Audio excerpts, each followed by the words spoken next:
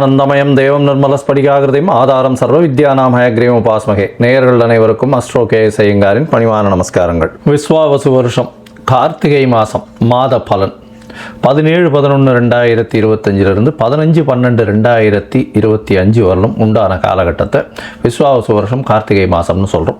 பொதுவாகவே மாத கிரகங்கள்னு சொல்லக்கூடியது சூரியன், செவ்வாய், புதன் மற்றும் சுக்கிரனுடைய மாற்றங்களை வச்சு சொல்லுவோம். இந்த மாதம் பார்த்தாலேயானால் பெரிய விசேஷம் என்ன அப்படின்னா, கிட்டத்தட்ட வருஷ கிரகங்கள்னு சொல்லக்கூடிய சனியும் குருவும் கூட மாற்றங்கள் இருக்குது. என்ன மாற்றம் இருக்குது அப்படின்னா, சனி பகவான் வக்ர நிவர்த்தியாளர். 17-11-2025 வாக்கிய பஞ்சாங்கம் பிரகாரம் சனி வக்ர நிவர்த்தியாளர். அதனால் அதற்குண்டான தனியாக பலன்கள் போட்டிருக்கேன் பாருங்கள். குரு பகவான் 18ஆம் தேதி, அதாவது கார்த்திகை 2ஆம் தேதி அன்னைக்கு அவர் வக்ரகதிக்கு போகிறார். என்ன, புனர்பூசம் 4ஆம் பாதத்தில் அவர் வக்ரமாறார். கடக ராசியிலேயே உச்சம் பெற்ற குரு பகவான் வக்ரம் அடைகிறார். இவ்வளோ நாள் அதிச்சாரத்தில் இருந்து இப்போ வக்ரத்துக்கு போகிறார். 18ஆம் தேதியிலிருந்து 18-11-2025 சரி, இந்த மாதம் கிரகங்கள் என்னென்ன இடத்துல இருக்குது அப்படின்னு பார்க்கும்பொழுது, குரு ராசிக்கு 4ஆம் இடத்துல, அதாவது காலபுருஷ தத்துவத்தின் 4வது ராசியான கர்க்கடகத்தில் இருக்கார். கேது சிம்மத்திலையும், அதற்கு பிறகு துலாத்தில் பார்த்தாலேயானால் புதன், சுக்கிரன், செவ்வாய், இந்த கிரகங்கள் புதனும் சுக்கிரனும் இந்த 2 கிரகங்களும் இருக்குது. சூரியனும் செவ்வாயும் விருச்சிகத்தில் இருக்குது. ராகுவும் சனியும், வக்ர நிவர்த்தியான சனியும் கும்பத்தில் இருக்குது. இது கிரகச்சாரத்தினுடைய நிலைமை. இந்த மாதத்தில் வரக்கூடிய மாற்றங்கள் என்ன அப்படின்னா, சுக்கிரன் ஒரு 10 நாளில், அதாவது கிட்டத்தட்ட 27-11-2025 அன்னைக்கு சுக்கிரன் துலாத்திலிருந்து விருச்சிகத்துக்கு போகிறார்.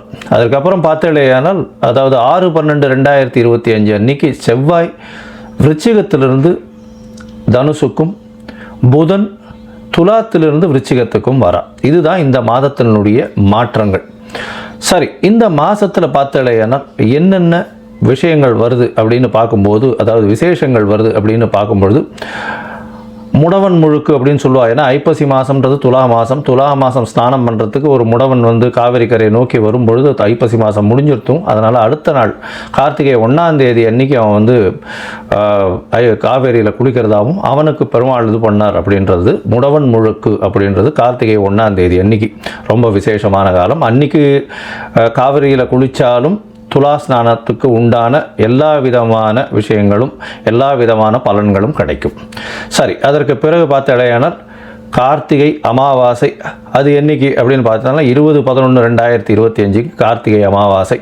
24-11-2025 அன்னைக்கு வாஸ்து கண் விழிக்கும் நாள். மிகவும் ஏற்றமான காலம். புதுசாக வீடு மன பூஜை போடுறது, அடிக்கால் இது பண்ணுறது. அதாவது 24-11-2025 அன்னைக்கு காலை 10:14 11:44 வரலும் 1.5 மணி நேரம். இந்த காலகட்டத்தில் அதாவது வாஸ்து புருஷன் கண் விழிக்கிறார், காலை கடன்களை முடிக்கிறார், ஸ்நானம் செய்கிறார், பூஜை புனஸ்காரங்கள் செய்கிறார். அதற்கு பிறகு அவர் போஜனம் செய்கிறார், தாம்பூலம் தருகிறார். இந்த மாதிரியான 5 வகையாக இந்த 1.5 மணி நேரம் 90 நிமிஷத்தை பிரித்து 18 நிமிஷமாக பிரிக்கிறோம். அதில் போஜனம் செய்யும் நேரமும் தாம்பூலம் தரிக்கும் நேரம் ரொம்பவும் ஏற்றமான நேரம். கடைசி 36 நிமிஷம், அதாவது 11:44ன்னா 11:08 11:34 வரலும் உண்டான காலகட்டத்தில் அடிக்கோல் நடுறது, அது தவிர வீட்டு வாச கால் வைக்கிறது, இந்த மாதிரியான விஷயங்கள் பண்ணுறதும், பெரிய பெரிய ப்ராஜெக்ட்ஸ் ஆரம்பிக்கிறதும் கண்டிப்பாக நிச்சயமான வெற்றியையும் ஏற்றத்தையும், தடங்கள் இல்லாமல், தங்கு தடை இல்லாமல், பைசாக்கு பிரச்சனை இல்லாமல் எல்லா விதமான ஏற்றத்துடனும் கண்டிப்பாக நடந்தேறும். ஏன்னா இந்த காலகட்டத்தில் தோஷம் எதுவும் பார்க்க தேவையில்லை. அதாவது ராகு காலம், யமகண்டம், அப்புறம் சூலம் இருக்குது, அதுக்கப்புறம் நட்சத்திரம் இது ஆற்றுல இருக்க கிரகதாரிணிக்கு சந்திராஷ்டமம், இந்த மாதிரியான விஷயங்கள் எதுவுமே பார்க்க வேண்டாம். ஏன்னா வாஸ்து புருஷன் கண்மொழிக்கும் நாளன்னைக்கு இதெல்லாம் எதுவுமே கிடையாது. சரி, அதற்கு பிறகு பார்த்தாலேயானால், அதாவது 6-2-12 அன்னைக்கு பார்த்தாலேயானால் உங்களுக்கு பிரதோஷ காலம்.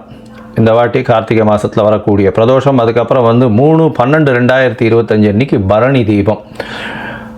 அதற்கு பிறகு 4-12 அன்னைக்கு கார்த்திகை தீபம், அதை வைகானசம், அதை தவிர பாஞ்சராத்திரம்னு சொல்லக்கூடிய அவர்கள் வழிவந்த கோவில்கள் எல்லாவற்றிலுமே அந்த காலகட்டத்தில் நடக்கிறது. வைஷ்ணவாளுக்கும் அன்றைக்கே கார்த்திகை தீபமாக இருக்கும்.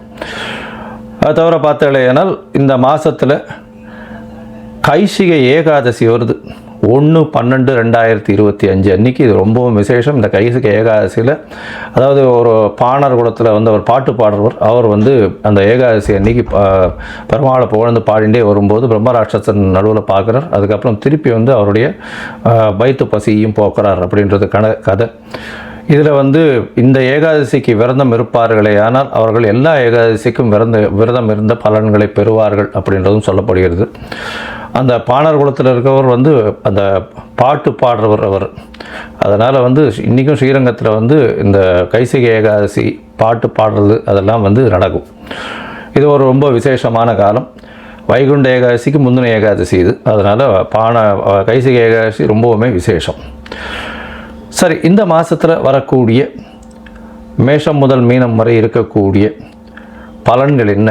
இந்த மாதத்தில் வரக்கூடிய பலன்கள், உங்களுக்கு வரக்கூடிய சந்திராஷ்டம நாட்கள் என்னென்ன அப்படின்றத ஒன்றா வருஷப்படுத்தி பார்க்கலாம். அதற்கு முன்னாடி நீங்கள் என்கிட்ட வந்து அஸ்ட்ராலாஜிக்கல் கன்சல்ட் எடுத்துக்கணும்னு விரும்பினீங்கன்னா உங்களுடைய date, time, place of birth, உங்களுடைய பெயர், தாய் தகப்பனார் பெயர் வரலாம் அனுப்பி வைங்க. என்னுடைய கட்டணம் என்னென்னு சொல்கிறேன், அதை அனுப்பிச்சிட்டு அதனுடைய ஸ்க்ரீன்ஷாட் யூடிஆர் நம்பர் எனக்கு ஷேர் பண்ணுங்க. உங்களுடைய ஜாதகத்தை போட்டுட்டு அதுக்கப்புறம் வந்து உங்களுடைய ஜாதகத்தில் சந்தி இருக்கான்றது எல்லாத்தையும் பார்த்துட்டு அதற்கு பிறகு உங்களோட டிஸ்கஸ் பண்ணுறதுக்கு டைம் கொடுக்குறேன். சந்தி அப்படின்றது பார்த்தோம்னா நட்சத்திர பாத சந்தி, லக்ன சந்தி, இந்த மாதிரி இப்போ இந்த டயத்தில் பிறந்து 3ஆம் பாதமா 4ஆம் பாதமா இந்த மாதிரியான பிரச்சனைகள் இருக்கும். எனக்கு தெரிஞ்ச நிறைய பேர் வந்து மிருகசீரிஷம் 2ஆம் பாதம்னு நினச்சின்னு இருப்பா, ஆனால் 3ஆம் பாதத்தில் இருப்பா, மிதுன ராசியில் இருப்பா, ரிஷப ராசியில் 2ஆம் பாதம் இருக்கும். இவாளுக்கு வந்து பார்த்தேன்னா 40-50 வயசு கூட ஆயிருக்கும். இப்போ நடக்கக்கூடிய தசை நல்லபடியாக இருக்கா, நல்லபடியாக இருக்குன்னு இவா நினச்சிட்டு இருப்பா, ஆனால் அவளுக்கு நடக்கக்கூடிய தசை நல்லபடியாக இருக்காது. இது வந்து பார்த்தேன்னா கிருத்திகை 1ஆம் பாதம் 2ஆம் பாதத்தினுடைய இதுவும் மாறும். அது மாதிரி ரிஷபத்துக்கும் மேஷத்துக்கும் ஒரு ராசிக்கும் ஒரு பாதத்துக்கும் மாறக்கூடிய விஷயம். அதனால் பாதத்தை பொறுத்து தான் வந்து உங்களுடைய லக்னபாவம், உங்களுடைய சந்திரன் நிற்கக்கூடிய இடம், அதை தவிர உங்களுக்கு நடக்கக்கூடிய தசாபுக்தி, அந்தரம், சூக்ஷ்மம் இதெல்லாம் வந்து நடக்கக்கூடிய பலன்களை கொடுக்கும். கோச்சார பலன்கள் ஒரு 25% உங்களுடைய வாழ்வில் நடந்தாலும் 75% உங்களுடைய தசாபுக்தி, அந்தரம், சூக்ஷ்மம் மட்டும்தான் நடக்கும்.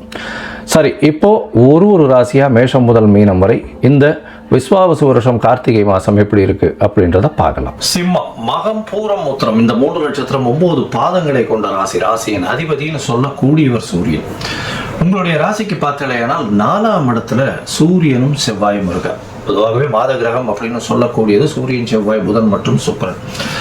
இந்த மாதம் அதாவது விஸ்வாவசு வருஷம் பார்த்தலையானால் விஸ்வாவசு வருஷம் கார்த்திகை மாதம் 17-11-2025 15-12-2025 வரலும் உண்டான காலகட்டத்தில் உங்களுடைய ராசிக்கு 4ஆம் இடத்துல சூரியனும் செவ்வாயும் இருக்க. சூரியன் 4ஆம் இடத்துல இருக்கிறது ரொம்பவுமே விசேஷம். ஏன்னா கேந்திரம் பெற்று இருக்கிறது, கேந்திரத்தில் அசுபர்களும் கோணத்தில் சுவர்களும் இருக்கிறது ரொம்ப பெரிய ஏற்றத்தை கொடுக்கக்கூடியதுன்னு ஜோதிட சாஸ்திரம் சொல்றது. இப்போ பார்த்தோம்னா உங்களுடைய ராசிக்கு 4ஆம் இடத்துல 2 அசுப கிரகங்கள் சூரியனும் செவ்வாயும் 2 பேரும் இருக்காங்க. இந்த பெரிய விஷயம் என்னன்னா, செவ்வாய் உங்களுடைய யோகக்காரகன், அதாவது 4-9க்கு உண்டானவர், ஒரு பெரிய யோகஸ்தான அதிபதிகள். அவர் உங்களுடைய ராசிக்கு 4ஆம் இடத்துல இருக்கிறது பெரிய விசேஷம்.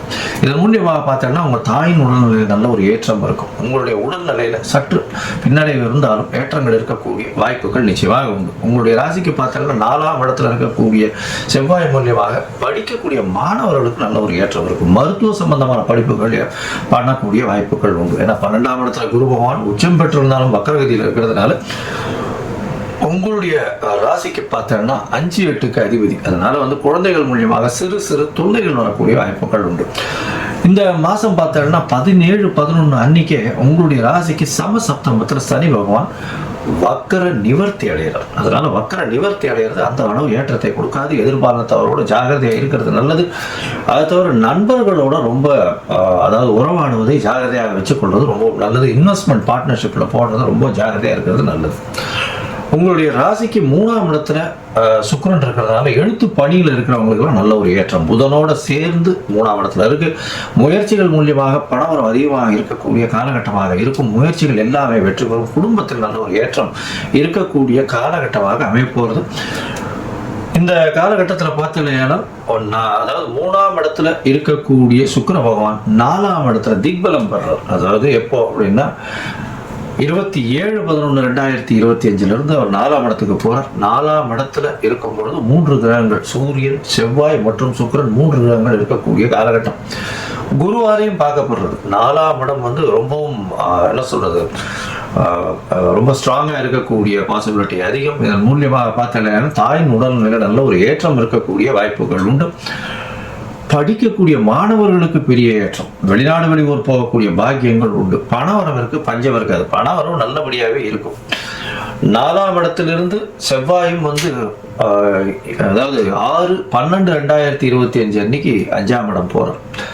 இது ஒரு நல்ல ஒரு ஏற்றமான விஷயம். 5ஆம் இடம் போகும்போது குழந்தைகள் மூலியமாக பெருமை வரக்கூடிய வாய்ப்புகள் நிச்சயமாக இருக்கும். உங்களுடைய ராசிக்கு 3ஆம் இடத்தில் இருக்கக்கூடிய புதனும் 4ஆம் இடம் போகிறோம். சுக்கிரன், புதன் மற்றும் சூரியனுடைய காம்பினேஷன் 4வது இடத்துல இருக்கிறது ரொம்பவும் ஏற்றத்தை கொடுக்கும். 4ஆம் இடம் வந்து நல்ல ஒரு மிகவும் அதாவது வலிமை பெற்று போகக்கூடிய காலகட்டமாக அமைப்போகிறது. இதன் மூலியமாக எழுத்து பணியில் இருக்கிறவங்க, அரசாங்க உத்தியோகத்தில் இருக்கிறவங்க, அரசின் மூலியமாக மானியம் பெற்று அதன் மூலியமாக பண்ணுறவங்க, இவங்களுக்கெல்லாம் பெரிய ஏற்றம் கிடைக்கக்கூடிய காலகட்டம். மொத்தத்தில் பார்க்கும்போது சிம்மராசிக்காரர்களுக்கு ஏற்றமான காலம். இருப்பினும் உடல்நிலையில் சற்று பின்னடைவு ஏற்படக்கூடிய வாய்ப்புகள் உண்டு. வெளிநாடு பயணம் இருக்கக்கூடிய பாக்கியம் நிச்சயமாக உண்டு. உங்களுடைய ராசியிலேயே கேத்து இருக்கிறதுனாலையும் சமசப்தமத்தில் சனி பகவானின் பார்வை மக்கள் நிவர்த்தி அடைஞ்சு பார்க்கறதுனால உடல் நலத்தில் பிரச்சனைகள் நிச்சயமாக வரும். குடும்பத்தில் நல்ல ஒரு ஏற்றம் இருக்கும். பணவரவிற்கு பஞ்சம் இருக்காது. முயற்சிகள் எல்லாமே வெற்றி பெறக்கூடிய வாய்ப்புகள் உண்டு. உங்களுடைய படிப்பில் நல்ல ஒரு முன்னேற்றம் இருக்கக்கூடிய காலகட்டமாக இருக்கும். வெளியூர் வெளிமாநிலம் சென்று படிக்கக்கூடிய பாக்கியங்கள் வரக்கூடிய வாய்ப்புகள் நிச்சயமாக உண்டு. உங்களுடைய இளைய சகோதரர்கள் மூலியமாக நல்ல ஒரு ஏற்றம் கிடைக்கக்கூடிய வாய்ப்புகள் உண்டு. தாயின் உடல்நிலையில் நல்ல ஒரு ஏற்றம் இருக்கக்கூடிய வாய்ப்புகள் உண்டு. புதிய முயற்சிகள் பார்ட்னர்ஷிப்பில் வந்து கொஞ்சம் ஜாகிரதையாக இருக்கிறது, இன்வெஸ்ட்மெண்ட்லாம் ஜாகிரதையாக இருக்கிறது ரொம்பவுமே நல்லது. ஏன்னா இன்வெஸ்ட்மெண்ட்டில் வந்து போட்டிங்கன்னா இந்த காலகட்டத்தில் பிரச்சனை வரும். தேவையில்லாத பழக்க வழக்கங்கள் வச்சுக்க வேண்டாம். 4ஆம் இடத்துல உங்களுக்கு 7ஆம் இடத்துல சனி இருக்கிறது அந்த அளவு விசேஷம் இல்லை. இந்த காலகட்டத்தில் சில நாட்கள் தவிர்க்க வேண்டியிருக்கு. அந்த சில நாட்கள் அப்படின்னு சொல்லக்கூடியது சந்திராஷ்டம நாட்கள். இந்த சந்திராஷ்டம நாட்களில் பார்த்தாலேனா 29/11/2025 1/12/2025 வரலும் உண்டான நாட்கள். சந்திர பகவான் உங்களுடைய ராசிக்கு 8ஆம் இடத்துல மறைந்து இருக்கக்கூடிய காலகட்டம். இந்த காலகட்டத்தில் பார்த்தாலேனா புது முயற்சி வேண்டாம், வெளியூர் வெளிமாநில பிரயாணம் வேண்டாம்னு சொல்கிறோம். ஒரு வேலை பண்ண வேண்டி இருந்ததே ஆனால் சந்திர பகவானுக்கு உண்டான எளிய பரிகாரம் அதை வந்து பண்ணிட்டு போகிறது. அதாவது அருகில் இருக்கக்கூடிய கோசாலையில் உங்களால் முடிஞ்ச இந்த அகத்திக்கீரை கட்டு வாங்கி கொடுத்துட்டு போகிறதன் மூலியமாக சந்திராஷ்டமத்தின் தாக்கம் குறையும். இந்த மாதம் பார்த்தோம்னா நீங்கள் வந்து அருகில் இருக்கக்கூடிய சத்யநாராயண கோயிலுக்கு போயிட்டு வாங்க. நல்ல ஒரு ஏற்றம் கிடைக்கக்கூடிய காலகட்டம். கோதுமை தானம் பண்ணுவோம். அதாவது ஞாயிற்றுக்கிழமை வந்து பார்த்தோம்னா கோதுமை தானம் பண்ணுறதன் மூலியமாக உங்களுக்கு வரக்கூடிய எந்த பிரச்சனைகளும் நிச்சயமாக சூரியனை கண்ட பனி போல விலகிப்போம்.